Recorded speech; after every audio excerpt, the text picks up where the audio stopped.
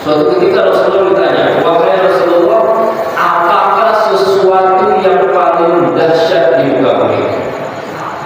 Rasulullah ditanya oleh sahabat, apakah sesuatu yang paling dahsyat di muka bumi ini? Maka Rasulullah menjawab, apakah angin paling dahsyat di muka bumi? Tidak. Angin akan kalah dengan besi, ya enggak? Apakah besi lebih kuat dibanding yang lainnya? Tidak. Besi masih kalah dengan api masih kalah dengan angin. Ada lagi yang lebih dahsyat lagi dari semua itu, apa kata Rasulullah? Yaitu berinfak ketika berinfak dengan tangan kanannya, tangan kirinya tidak ada. Artinya apa? Bahwa berinfak kita dalam keadaan ikhlas juga karena Allah Subhanahu wa taala. Terus bagaimana Ustaz? Kalau berinfaknya di list gitu di grup misalnya ya, di list ya 100.000, 100.000. Selama kita ikhlas, walaupun itu di list tidak masalah. Itu buat motivasi saudara-saudara kita yang belum berinfak misalnya. Tidak masalah. Yang penting ikhlas karena keikhlasan kita adalah rahasia. Bisa nggak kita menjustifikasi orang itu tidak ikhlas? Tidak ada. Tidak, ikhlas itu adanya di hati. Jadi kita tidak pernah tahu. Nah, maksudnya dalam surat Al-Imran ayat 143 tadi, Allah menekankan yaitu yunfiquna bis-sarra'i wal-dharra wal-kazimina al-ghaiza, dan menahan amarah. Bahwasanya menahan amarah ini sesuatu yang yang susah ya. Apalagi kita dalam keadaan capek pulang ke rumah, ya anak berisik dan lain sebagainya, misalnya ya anaknya banyak nih, kalau ada satu yang berisik apa yang berisikin dia kan, anaknya banyak berisik, capek dan lain sebagainya, kadang-kadang kita emosi ya kan, dan lain sebagainya. Atau di kendaraan ya enggak, kita lagi naik motor pelan-pelan atau ada yang nyalip segala macam, hampir kita jatuh, itu membuat kita emosi. Nah, dalam ayat ini wal kazimina al-ghaiza, yaitu orang-orang yang dapat menahan amarah. Ya, kita diajari oleh Allah untuk selalu bisa menahan amarah kita. Kita sudah dibimbing Ramadan kemarin sebulan penuh untuk berlaku sabar, untuk menahan amarah kita. Oleh karenanya setelah Ramadan, riyadhah yang dilakukan selama Ramadan, tarbiyatul Ramadan akan terus kita laksanakan setelah Ramadan. Di antaranya yaitu adalah menahan amarah. Ya. Pernah dengar cerita apa? Walaupun orang sholat tidak sholat, apa enggak? Walaupun dia itu ahli zina, tukang zina, tukang minum keras, ketika dia datang ke Abah ingin kita zikir, Abah enggak. Siapapun dia, Abah tetap tersenyum, menerima dengan senyuman, menerima dengan akhlak yang baik. Bahkan kasih makan.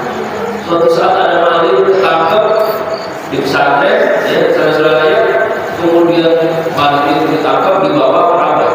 Ya, dengan harapan Abah bisa ngasih punishment misalnya. Tapi malah orang itu dikasih makan, orang itu pulangnya dikasih baju, orang itu pulangnya dikasih uang. Ya. Dengan akhlak yang mulia, Abah memperlakukan orang-orang yang bersalah menurut kacamata umum, akan tetapi di mata Abah dia tidak salah. Ya. Tetapi setelah itu apa? Dengan akhlak yang baik, orang itu malah jadi tersentuh. Orang itu malah menjadi simpati kepada Abah, sehingga orang tersebut menjadi murid Abah dan mengamalkan amalia-amalia itulah hebatnya akhlak karim.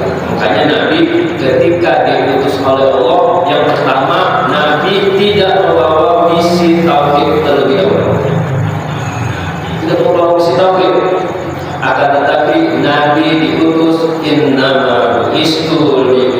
utamima makarimal akhlak. Sesungguhnya aku diutus untuk menyempurnakan akhlak. Jadi akhlaknya dulu diperbaiki. Ketika akhlaknya sudah baik, perilakunya sudah baik, baru dimasukin mukamin. Iya, baru diajarin sholat, baru diajarin puasa dan seterusnya sampai ya sempurna keislaman. Coba ketika Nabi pertama diutus langsung, ayo syahadat kamu, ayo sholat kamu, kira-kira orang lari kan? Pasti lari. Maka yang pertama misi Nabi adalah akhlakul karimah, dan itu sudah dididik oleh Allah sejak beliau masih kecil, sejak beliau masih anak-anak sampai remaja sampai dewasa sampai beliau diangkat menjadi Rasul. Itu sudah dididik oleh Allah Subhanahu Wa Taala.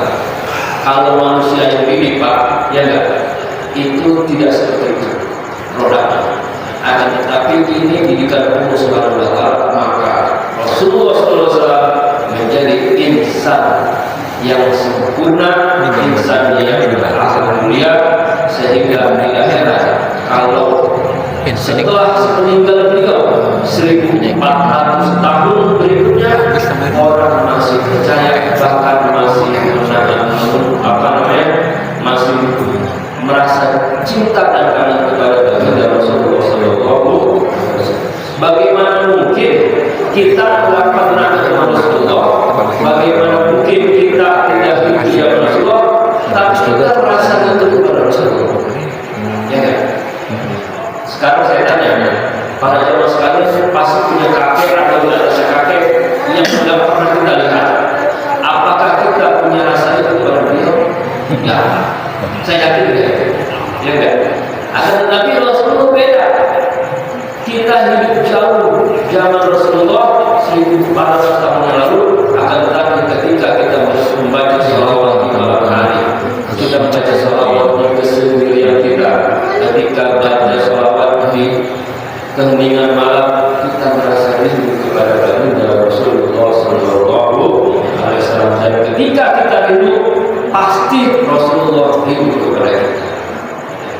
Kalau Rasulullah sudah rindu kepada kita, itu artinya bahwa wajibat lahu syafaat, maka orang tersebut wajib mendapatkan syafaat dari baginda Rasulullah SAW.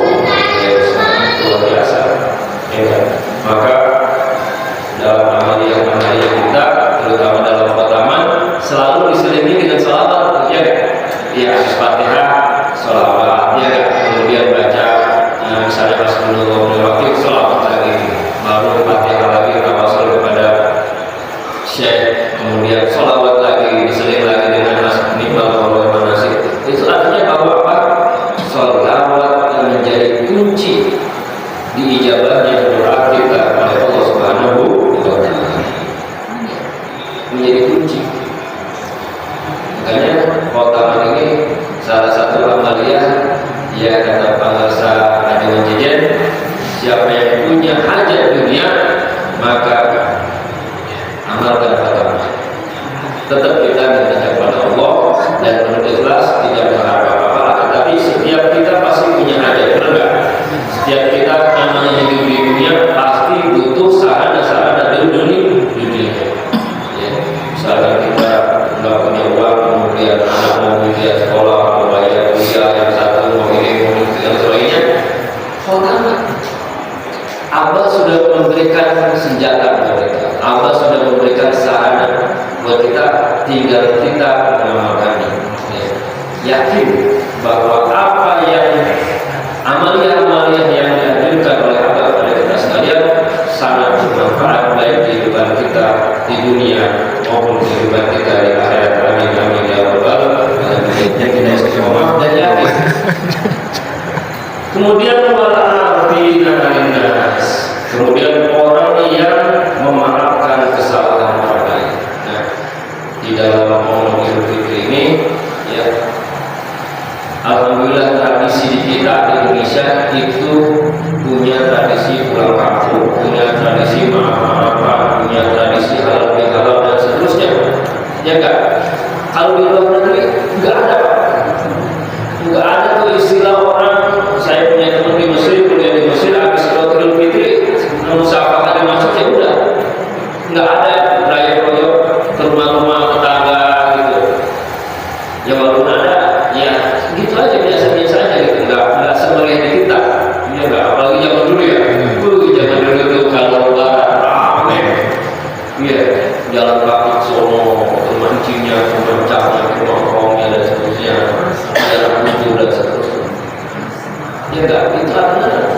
silaturahmi yang perlu kita lestarikan.